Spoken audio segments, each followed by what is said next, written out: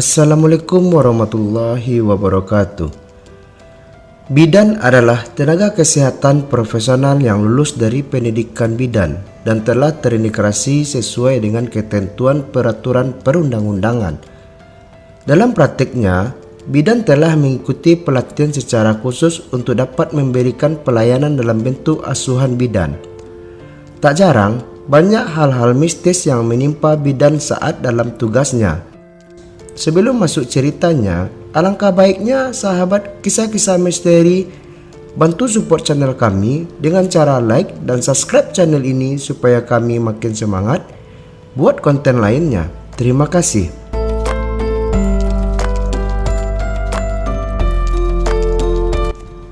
Kisah horor saat berdinas di pedalaman. Ini adalah pengalamanku berdinas di sebuah puskesmas yang terletak di sebuah kampung terpencil. Oh iya, perkenalkan dulu, aku Maya. Aku tuh seorang bidan. Setelah lulus kuliah, aku sempat kerja di klinik. Sebenarnya, klinik itu milik kakak iparku. Kalau kalian pernah ke Belaraja, klinik tempatku bekerja tidak jauh dari pasar Belaraja. Selama 2 tahun, aku bekerja di sana. Tahun 2016, pemerintah membuka lowongan CPNS. Aku iseng-iseng ikut daftar. Sebenarnya, aku hanya ingin tahu saja bagaimana tes CPNS itu dan tidak punya harapan tinggi. Tapi, Tuhan berkata lain. Alhamdulillah, aku lulus CPNS. Lalu ditugaskan ke kampung terpencil. Nama kampungnya Mekarsari. Di sana ada puskesmas yang kekurangan tenaga bidan. Oh iya, bukan kekurangan, tapi tidak ada bidannya. Jadi bidan yang pernah tugas di sana meminta dimutasi ke daerah lain. Dan aku ditugaskan untuk mengisi kekosongan bidan di puskesmas itu. Aku tidak menyangka kalau kampung itu benar-benar terpencil. Mobil saja susah masuk karena jalan rusak dan berlumpur. Kalau musim penghujan, sesekali memang ada truk yang melintas. Tapi para penumpang kerap terpaksa turun ramai-ramai. Aku sendiri naik ojek untuk sampai ke kampung Mekarsari. Walau pada akhirnya tetap saja aku harus turun dari motor karena jalannya yang licin dan berbahaya. Dengan terpaksa, aku menerobos kubangan lumpur. Sedangkan si bapak tukang ojek dengan susah payah mendorong motornya. Saat itu aku sempat cemas karena sudah jam 5 sore. Tapi kami masih terjebak di jalan berlumpur ini. Ini masih jauh ya Pak? Tanyaku sambil menyeimbangi badan agar tidak tergelincing. Tangan kananku menjinjing sepatu, sedangkan tas besarku diletakkan di depan jok motornya. Udah dekat kok Neng, habis hutan pinus ini kita sampai Mekarsari. Jawabannya sambil menoleh ke arahku. Sejauh mata memandang, di sepanjang jalan ini memang hutan pinus. Sesampainya di kampung Mekarsari, aku langsung mencari kos-kosan. Aku sulit mencari orang untuk bertanya. Kampung ini sepi sekali padahal masih sore. Untungnya aku bertemu dengan seorang wanita tua yang sedang duduk sendirian di depan rumahnya. Permisi Bu, perkenalkan saya Maya.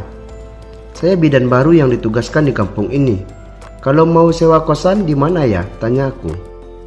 Oh, Mbak ini bidan baru. Dia menghampiriku sambil tersenyum ramah. Iya Bu, aku menyalaminya. Kenalkan saya Minah. Kalau Mbak cari kosan di kampung ini, ya nggak ada. Tapi Mbak bisa sewa kamar di rumah warga, katanya.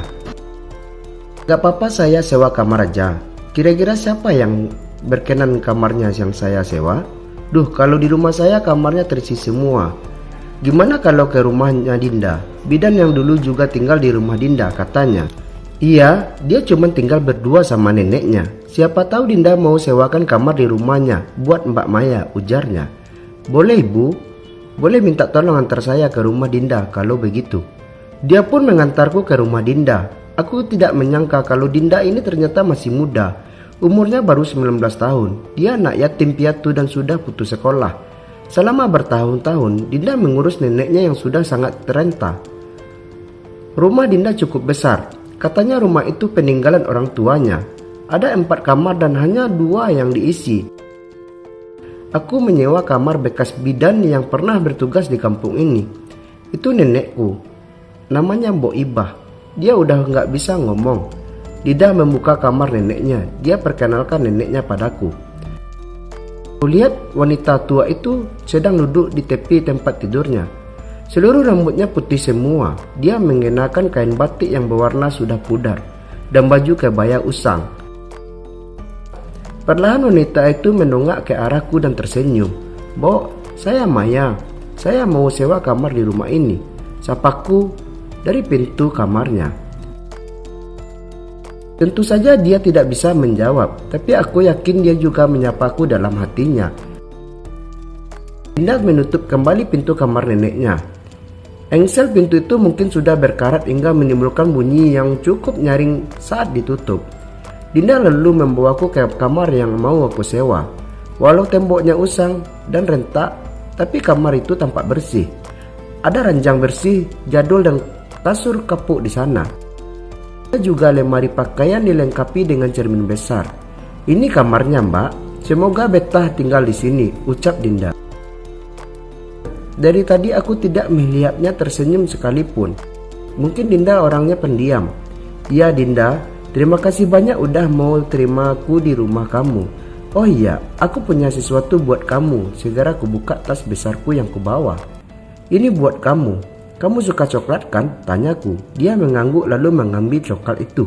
"Terima kasih Mbak," katanya. "Kalau ada apa-apa, jangan sungkan panggil saya aja Mbak," tambah Dinda. "Iya Dinda," timpalku. Malam itu selesai mandi aku langsung tidur karena sangat lelah. Pintu kamarku kunci rapat, lampunya aku matikan. Hari yang sangat melelahkan. Aku harus beristirahat karena besok aku mulai bertugas di puskesmas. Aku bangun jam 5 pagi, ternyata Dinda sudah tidak ada di rumah. Dinda pernah bercerita kalau dia di belakang bekerja sebagai memitik jagung. Perkebunan jagung memang menjadi salah satu sumber mata pencarian warga kampung Mekarsari. Selesai sholat subuh, aku langsung mandi. Namun sebelum beranjak ke kamar mandi, tak sengaja kulihat pintu kamar Mbok Ibah terbuka sedikit. Aku mendekati pintu itu dan mencari tahu apakah Mbok Ibah sudah bangun apa belum.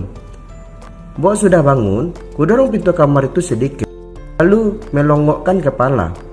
Mbok Ibah ternyata sudah bangun. Dia duduk di tepi tempat tidurnya sambil menunduk. "Sudah Nak," jawabannya dengan suara yang serak kering. "Oh iya, sudah kalau begitu.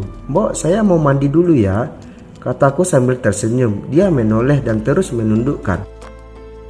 "Oh iya, sudah kalau begitu Mbok, saya mau mandi dulu ya," kataku sambil tersenyum. Dia tidak menoleh kepadaku dan terus menunduk. Aku pergi ke kamar mandi. Air di kampung ini sangat dingin. Mungkin karena lokasi kampung ini dekat dengan pegunungan. Saking dinginnya, tubuhku seketika menggigil. Saat sedang mandi, tiba-tiba ada seorang memanggilku. Aku kenal itu suara Mbok Ibah. "Nak, ini handuknya," kata Mbok Ibah dengan suara yang masih terdengar serak dan kering. "Oh iya Mbok." "Wah, jangan repot-repot. Aku udah bawa anduk kok Mbok," timpalku di dalam kamar mandi. Ku dengar dia malah terkekeh lalu berkata, "Pakai handuk Mbok saja." Gayung yang kupegang seketika jatuh. Aku baru ingat kalau Mbok Ibah ini kan sudah tidak bisa berbicara. Aku seketika terdiam. Suaraku tercekat di tenggorokan. Suasana menjadi hangat mencekam. Di luar Mbok Ibah masih memanggilku sambil menawarkan handuk. "Ini pakai punya Mbok saja." Dari atas tembok kamar mandi, kulihat sebuah tangan yang menjulur panjang. Tangan itu menggenggam handuk warna biru. Jelas saja aku kaget hingga berteriak ketakutan sambil meminta tolong. Aku jongkok sambil memeluk kakiku. Aku tidak berani menatap ke atas. Untungnya sesaat kemudian ada yang mengendor pintu kamar mandiku. "Kenapa Mbak?" Itu suara Dinda. Segera ku kenakan handuk lalu membuka pintu. "Dinda, tadi Mbok kamu bisa mengomong." Terus tangannya panjang banget. Nada bicaraku terburu-buru. "Masa sih Mbak?" kata Dinda sambil menggerut dahi. "Ya Dinda, Mbak takut banget." Aku memegang tangan Dinda. "Mbok masih ada di kamar kok. Kalau nggak percaya coba cek aja." Dinda mengajakku untuk melihat kamar Mbok Ibah.